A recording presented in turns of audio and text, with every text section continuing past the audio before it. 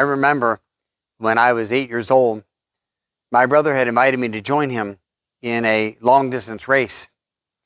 We had gotten to the place where the race was going to begin, and we were getting our instruction. There were trophies that were going to be handed out for first place and a lot of other prizes that were available for different parts of the race. And I remember when we were getting our last-minute instructions, my brother and I were standing there. There were these two guys that had looked at the winning trophy, and they declared, "We're going to win this trophy. We're going to be number one." And then we lined up, the gun sounded, and the race began. Those two guys that had declared they were going to be the winners, they stayed right on the course, right on the path that we were supposed to be on until the judges were out of sight. And then they began to cut across any public access. They went across private lawns. They cut across parking lots, anywhere that they could to cut the race down where they would be way ahead of anybody else. And when the race was over, sure enough, they won. They declared, "We told you we were going to win." They took the trophy and they left. That was a different thing for me to hear.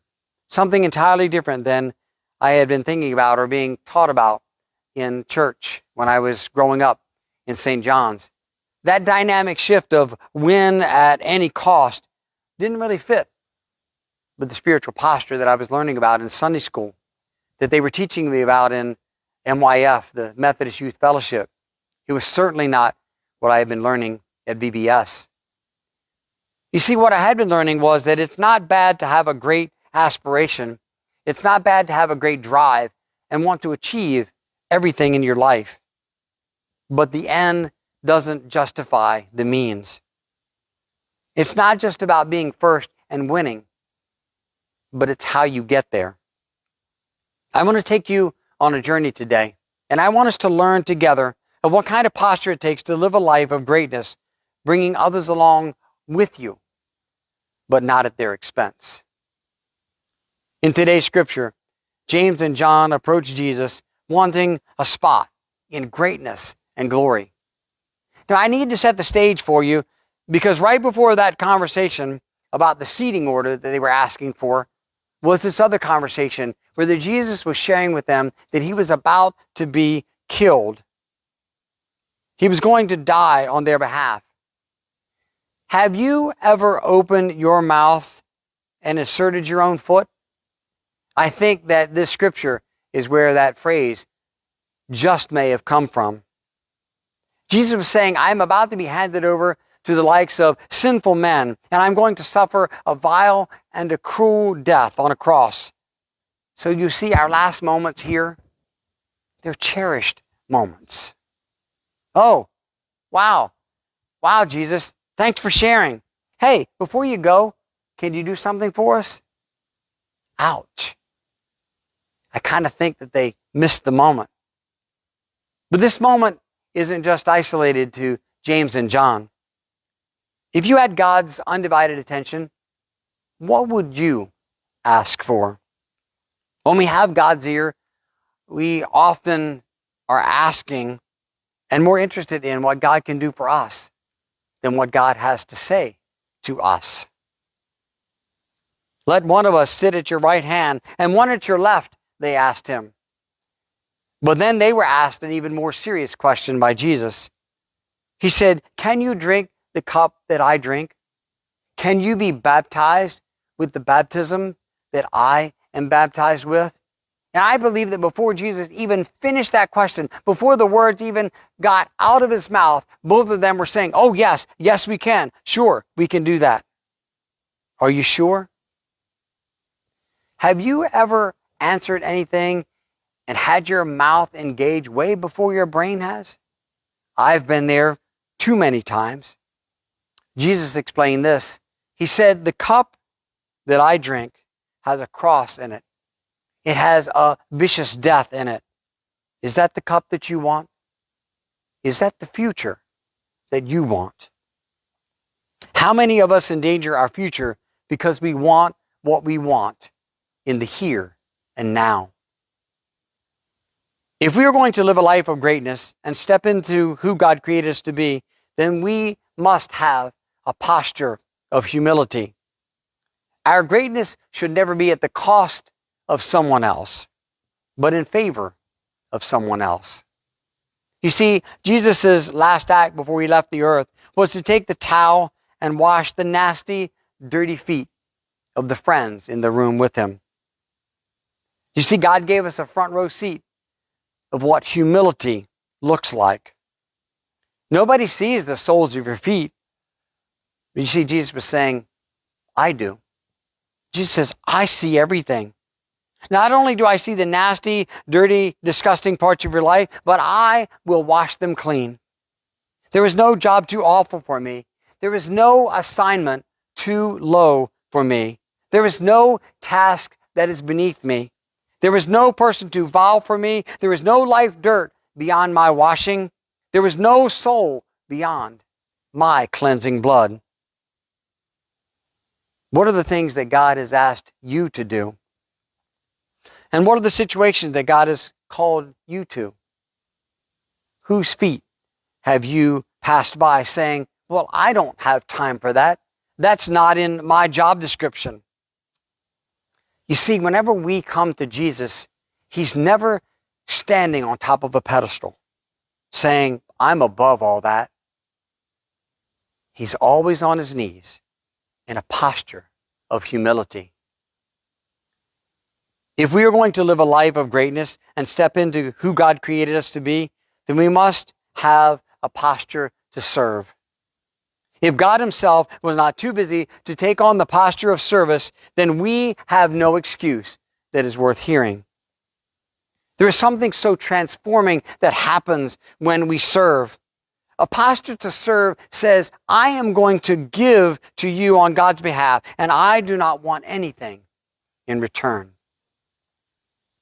Well, it was after I left my formative years at St. John's and I went to Trinity that I saw a picture of posture of service.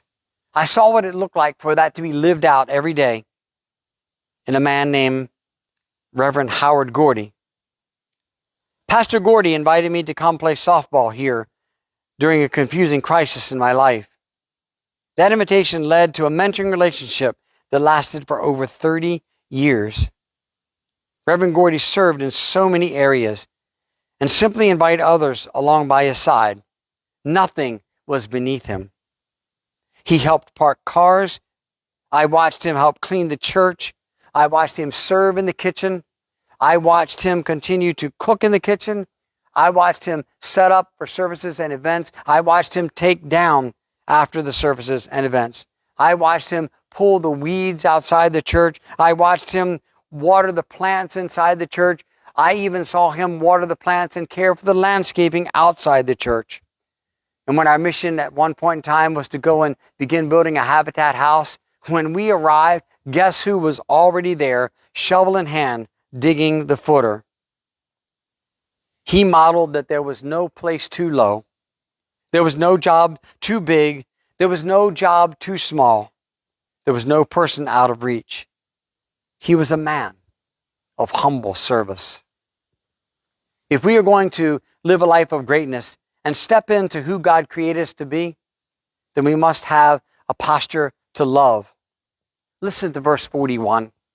When they heard this, they became indignant with James and John. Jesus said to them, those who are regarded as rulers of the Gentiles lord it over them, and their officials exercise authority over them. Not so with you. You see, in our spiritual posture, we must reshape what it looks like to be a person with power and influence. Jesus is saying to his disciples, we are creating a new way. When everyone else lords their power and authority over them, not so with you. What I want you to do is unleash my power and love into the lives of those people.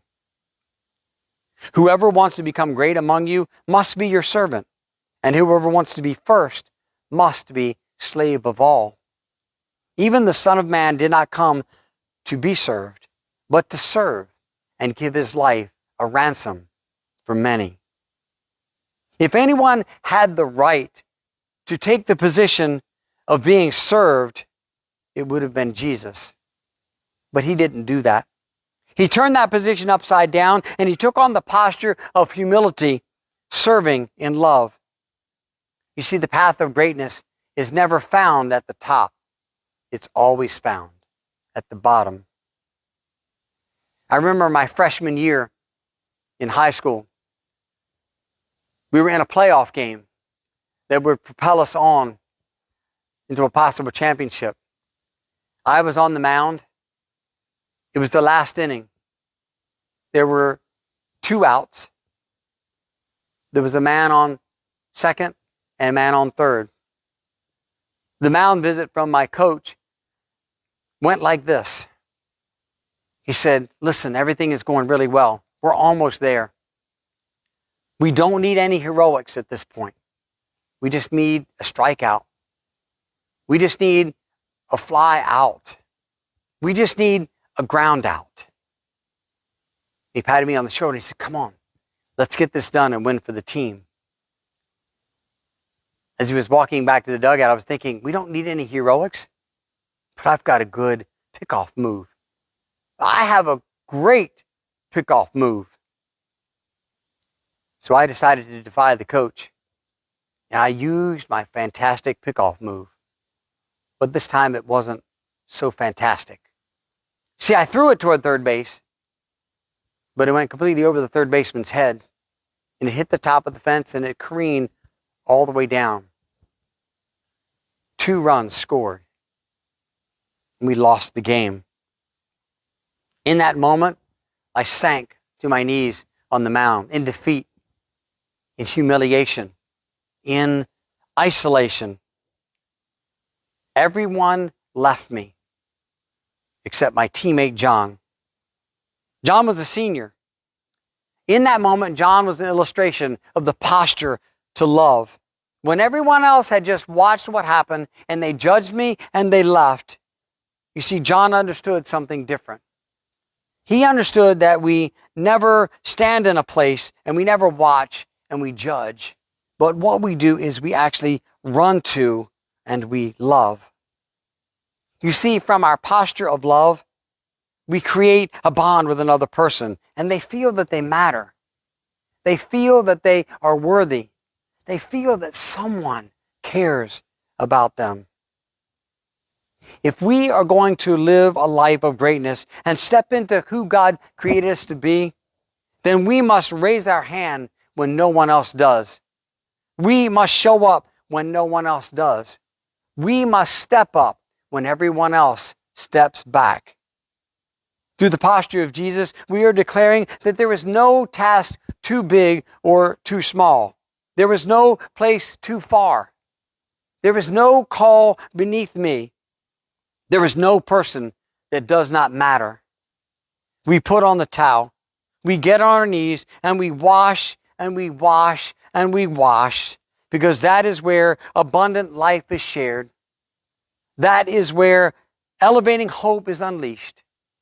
That is where unconditional love is spoken. And Jesus shares the final posture with us today. In the Gospel of Luke chapter 14, a certain man was preparing a great banquet, and he had invited many guests. At the time of the banquet, he sent his servant to tell those who had been invited, "Come, for everything is now ready." But they all alike began to make excuses why they couldn't come. The servant came back and he told his master.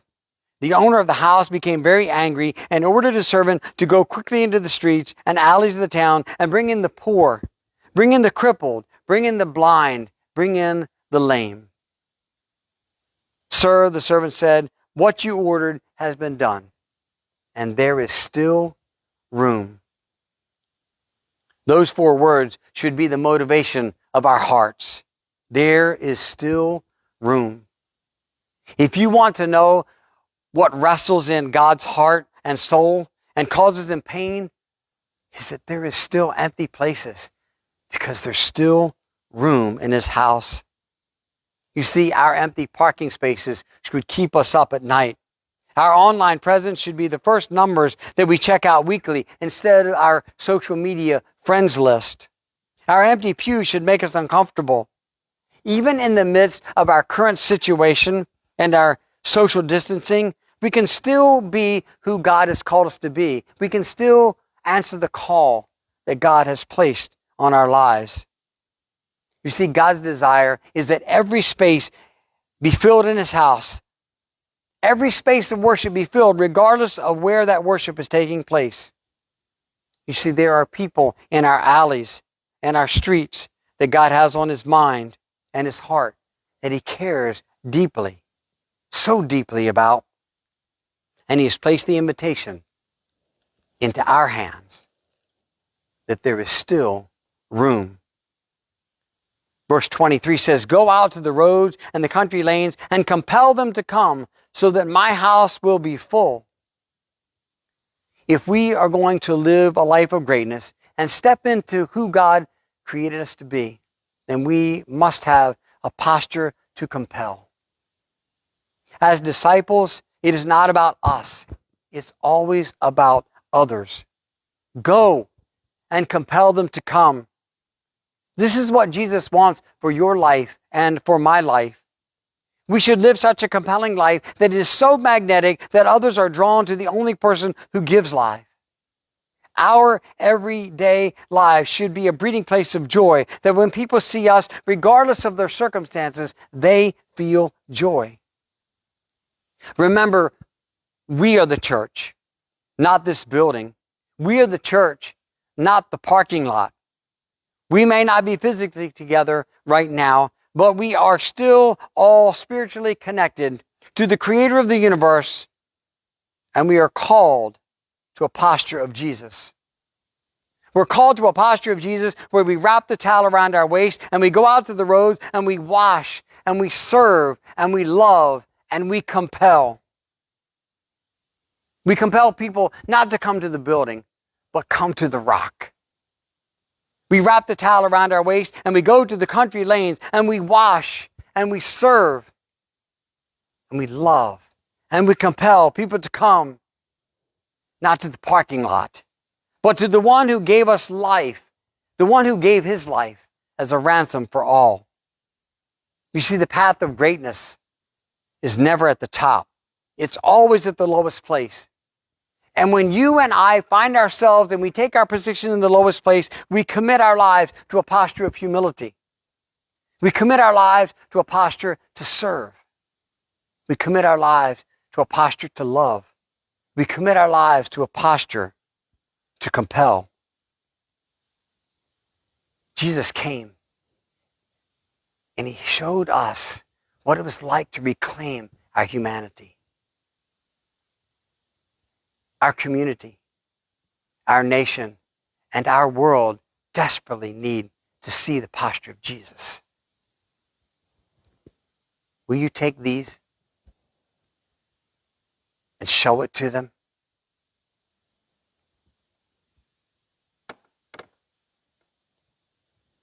When we take on the posture of Jesus, people find healing. They find love. They find freedom. They find a place to belong. And they find that there is still room at the supper table.